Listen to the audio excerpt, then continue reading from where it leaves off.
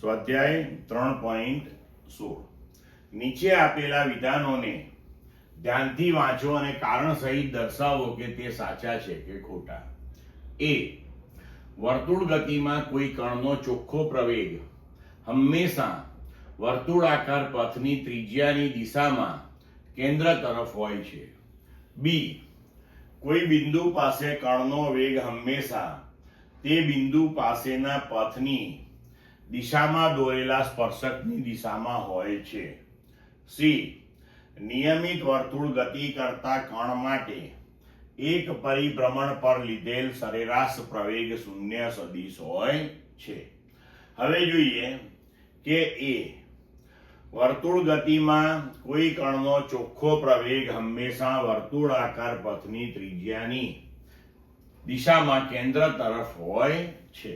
ના, ખોટું છે. વર્તુળ ગતિમાં આવું નથી હોતું. નિયમિત વર્તુળમય ગતિમાં હોય, એટલે કે જે વર્તુળ ગતિની અંદર કણની ઝડપ અચળ હોય એવા કિસ્સામાં જ પ્રવેગ હંમેશા પથની ત્રિજ્યાની દિશામાં કેન્દ્ર તરફ હોય, એટલે કે કેન્દ્રગામી હોય. ગમે તે વર્તુળ ગતિની અંદર એવું બને નહીં, એટલે આ ખોટું છે. હવે બી કોઈ બિંદુ પાસે કણનો વેગ હંમેશા તે બિંદુ પાસેના પથની દિશામાં દોરેલા સ્પર્શકની દિશામાં હોય છે. સાચું છે. આપણે તાત્ક્ષણિક વેગ ની દિશાની જ્યારે થિયરી ભણ્યા ત્યારે આપણે આ વસ્તુ જોયેલી છે, એટલે આ સાચું છે. હવે સી નિયમિત વર્તુળ ગતિ કરતા કણ માટે એક પરિભ્રમણ પર લીધેલ સરેરાશ પ્રવેગ શૂન્ય સદિશ હોય છે.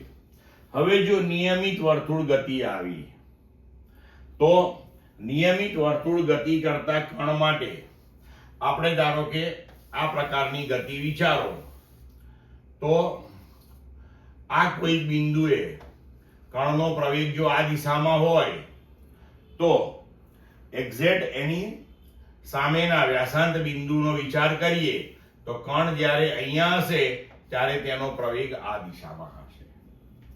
તો આવી રીતના પ્રત્યેક બિંદુએ કણનો પ્રવેગ ત્રિજ્યાવર્તી કેન્દ્ર તરફ હશે.